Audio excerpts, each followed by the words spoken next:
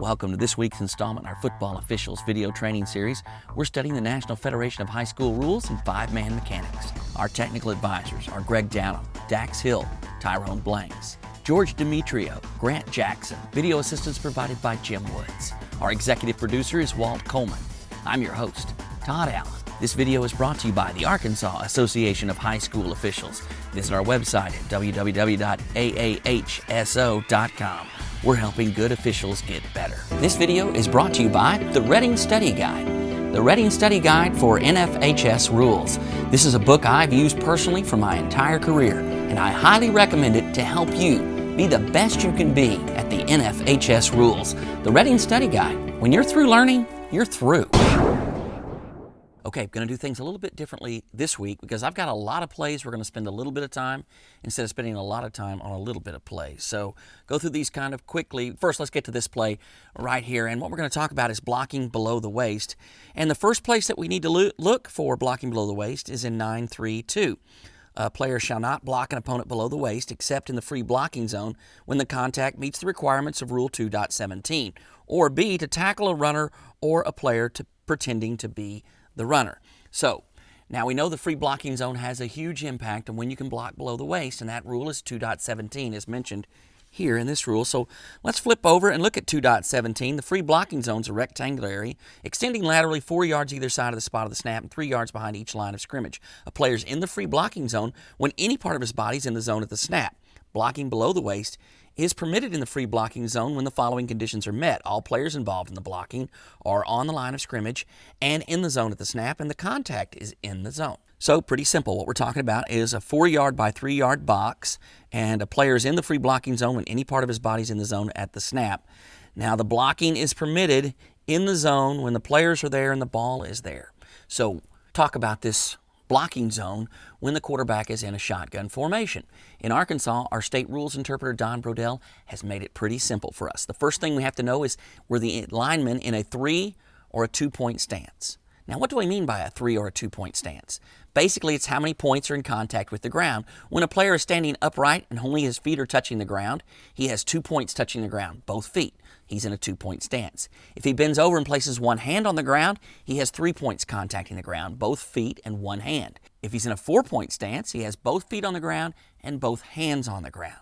So if the quarterback's in a shotgun formation and the linemen are in a 2-point stance, they may not ever block below the waist. So by philosophy, we don't worry about the ball. Just know if they're in a 2-point stance, they're prohibited from blocking below the waist when the quarterback is in shotgun formation. Critically important that you know that. This philosophy is only for the quarterback in shotgun formation.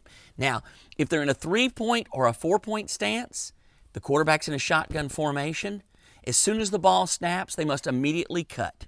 If they cut immediately when the ball is snapped from a 3 or a 4-point stance, that block is completely legal. If there's any delay, if they stand up from the 3-point stance and then submarine low, that is a block below the waist.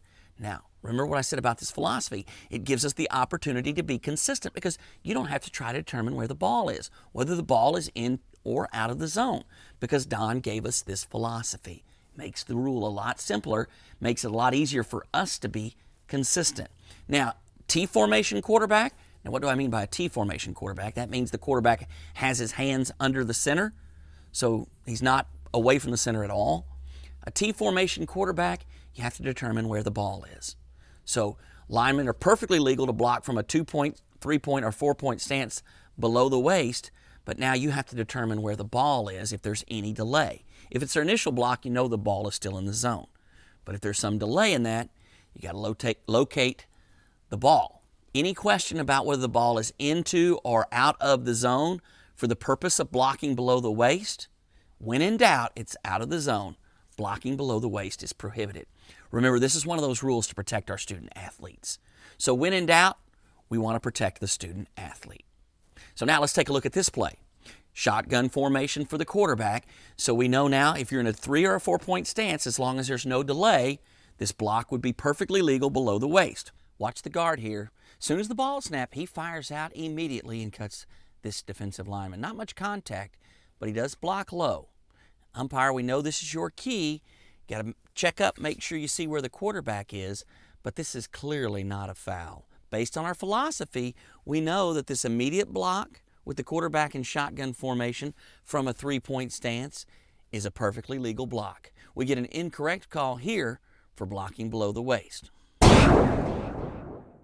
This play, what we're talking about, illegal personal contact, that's in Rule 9.4.5, and this is just prohibitions against the defense. And it says the defensive player shall neither run into the kicker nor the holder, which is contact that displaces a kicker holder without roughing, nor may they block, tackle, or charge into the kicker of a scrimmage kick or the place kick holder, other than when, and it gives you 4 exceptions in A, B, C, and D, when this contact would be legal because it meets one of these exceptions. The first one, A, is I think what we're looking at in here, which is contact that's unavoidable because it's not reasonably certain that a kick is going to be made. I think that's what the referee used here. This almost looks like a rugby-style kick where the kicker's going to run to his right and the blockers all go right. So it looks like this is designed to be a run, and if the run doesn't open up, then he's supposed to kick it rugby-style. I don't know if that was what the play was called here, but that's certainly what it looks like. And then this defender is not sure whether this guy is going to run it or kick it, so he just tackles him. And at the time the kick's made, the contact's unavoidable. If that's the case, it meets one of the exceptions for roughing the kicker. I think that's what we do here.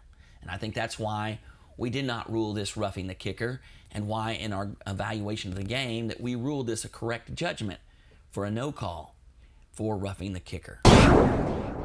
Let's take a look at this play now involving defensive pass interference. Going to be a couple to look at, and I want to remind you about the importance of putting DPI fouls into subcategories. Now, you know DPI has 7 subcategories, and the importance of seeing these plays in subcategories is you'll begin to train your eyes and your brain to process these plays more thoroughly. You'll begin to see even greater detail. And when you know these subcategories, things that don't fit into the categories will jump right out at you as not being DPI. Things that do fit in the categories jump right out at you as being clearly defensive pass interference fouls. Now you can see here, by doing these types of things, you're going to really increase your accuracy at calling these fouls. You're going to become more consistent. And when you do that, you're going to separate yourself from other officials. You're going to become a DPI expert. That's the purpose of watching any training video or watching yourself on any video. So now let's take a look at this play. Quarterback's going to roll out to the camera side of the field here and make this pass as the receiver leaps before the ball arrives. And clearly, let me stop it here and count back how many frames that we can see the ball. Here, the defender's got his hands clearly in the back. Now look at the defender. He's standing on the ground. No way he's playing the ball. So, and you can see the contact comes clearly before the ball gets here. So we can eliminate a bang-bang. This is definitely not a bang-bang because the contact's clearly before the ball gets there and the defender's not playing the ball. Although for bang-bang that doesn't really matter. But it does help us to see this detail, he's not playing the ball. So as the ball gets closer, as I advance this frame by frame, you can see he shoves him. The defender's body begins to, the receiver's body, I should say, begins to bow because that contact's having a clear effect on him to receive this ball. Now, if these players were both in the air and we had some of this contact, this clearly might be a bang-bang play. Can't tell because he doesn't do it. But with here, he's not playing the ball at all. This is not anything but early contact, not playing the ball. So we can put it in that category, and it's clearly a DPI foul. We miss it here. Don't know if we try to put this in bang-bang. Don't know if we're in a bad spot. It's important here that the official on the sideline could get straight line this play. Back judge, this should open right up to you. You should clearly see that this contact is affecting this receiver well before the ball gets there. You got to be willing to help out. Be big when other officials are small. What do I mean by that? Be big and make these calls that you're in a great position to make when your partner is out of position and doesn't have the perspective. A right angle to this play clearly gives you a better perspective. This is defensive pass interference and not called on the field, so we end up with a no call for the line of scrimmage official and the back judge for defensive pass interference.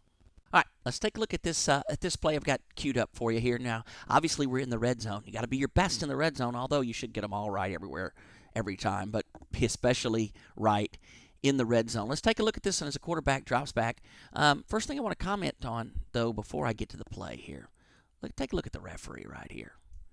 Now, referees, we're a little tight here because we're basically lined up right over the tackle.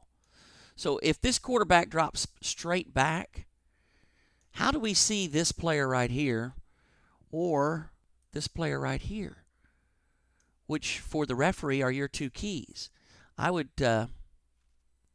offer to you that it's nearly impossible for you to see this perspective. So where is the best place for the referee to be positioned? What if he were about 5 yards wide of this player right here? So he wouldn't even be on the screen. He'd be down here a little bit, about another 5 yards wide. And then his only mechanic would be a 45 to the sideline. So what's a 45? It's basically like this, toward the sideline from his position down, further down the screen. So I think we're a little too tight, although that's not what we want to look at in this play, but I just thought I would mention it. So let me run this play first, and I'll have to back it up and give you a couple of seconds. But take a look at this play now as we make a pass. Quarterback stares the receiver down. Defender gets a look at that, and then basically just mugs him. A couple of different things here. I think there's 2 fouls here that you could pick either one. If you get either one, I'm happy. But look here, the defender now, he's playing the ball. He's looking back. The receiver's obviously playing the ball. He's looking back. But the defender ends up going to the outside while the receiver takes an inside route. So he's basically just turned around. So what does he do? He tries to wheel around while the receiver is still in stride and then get in front of him and basically bumps him right there as the receiver goes by with an inside position. He then wraps his left arm over the shoulder of the receiver. And then as we let this play continue to run, he basically wraps both arms around the receiver. A lot of contact here. Now, where's the ball? The ball's right here. You see the receiver reaching for the ball, but he's just getting mugged. I mean, he's got no chance at this ball. Although he's in great position, it just gets right out over his fingertips. The defender's even reaching for the arm right here. He's got his arm on the receiver's arm. He's pulling down. So let me let you watch it again full speed. I got to take some of these stops out here. Let's just watch it again full speed together.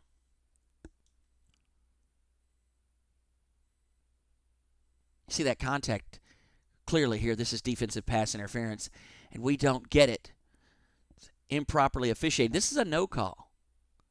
Again, line of scrimmage officials who's in pretty good shape. Let's look how we got this play boxed in. We got the back judge looking in here. No need to look at this guy. So all of the contact, everybody's officiating right here. Line judge, you're looking in right here. We're in great position. What I would recommend when we get to this point right here, and we'll take a look at another play here in just a second, but when you get to this position, just stop. Okay? There's no way you're going to get to the goal line. So we're going to have to depend on the back judge, maybe some help from the head linesman if the goal line gets threatened. But in all likelihood, we're just going to have to do the best we can. There's only 5 of us out there. But if you just stop right here, if you just freeze the action and watch this, but you see he's running the whole time, doesn't stop until he gets ready to give the signal. Back judge remains perfectly still. We should have seen this action. So I think there's two downgrades here. It's the line judge's key, but the back judge is already working zone and ball.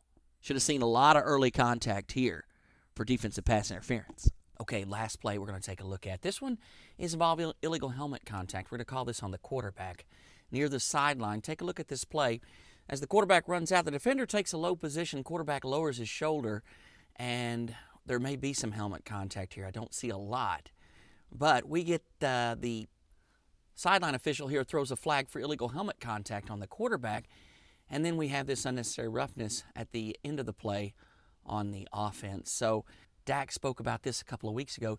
You got to recognize players that are A, swimming upstream, B, that are not slowing down when everyone else slows down. As a matter of fact, this player slows down and then speeds up, swims upstream just a couple of steps, but picks off this defender who's obviously slowing down as the ball carrier gets out of bounds. So what we have here is an unnecessary roughness foul that we miss and an illegal helmet contact, which is incorrect. So if you're going to throw your flag, be careful. The players are out of bounds, so look at the official right here. Why is he stepping onto the field? You're much better off backing up, continuing to get a wider and wider perspective, facing the out-of-bound action, and stopping the clock, because you've already thrown your flag. You know we're stopping the clock. All you need here is a good spot. You don't have to stand at the spot. You just have to know where the spot is. You can also step onto the field, continue to look out of bounds, but step onto the field and make your way to the spot while you're watching this dead ball action. Just know where the spot is in your head. But no reason to step onto the field and have your back toward these players on the sideline, even looking over your shoulder. But again, here, let's go back and look at this one more time. As a quarterback, two angles here. Show you the sideline shot first, then the press box view. But here from the sideline, as you see, the quarterback is just lowering his shoulder because the defender's going low.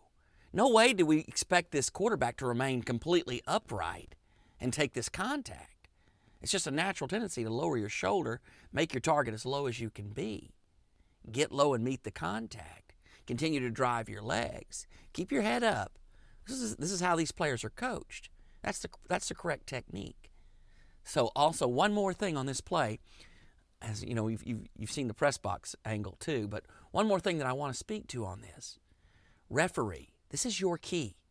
This contact should have jumped out at you if it was illegal. You're looking right at it. But when he throws an illegal helmet contact, when I say he, this line of scrimmage official, throws an illegal helmet contact on your key, you have to have an opinion. My opinion is, and I'm just estimating here, that the referee didn't know what was called, didn't know why the flag was thrown, had to ask. Should have been a huge red flag here. So when we have these illegal helmet contacts out in space like this, crews, get together.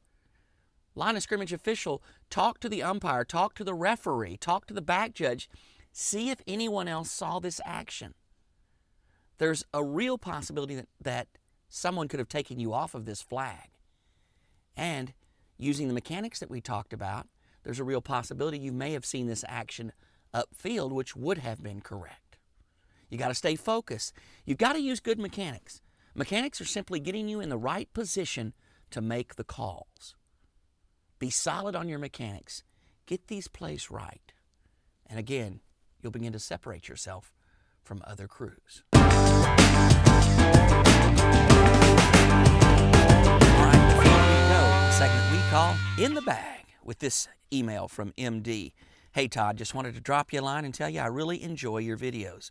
I'm the radio play-by-play man for our school, and I think it's really helped my listeners with me being better informed with the rules and their interpretation.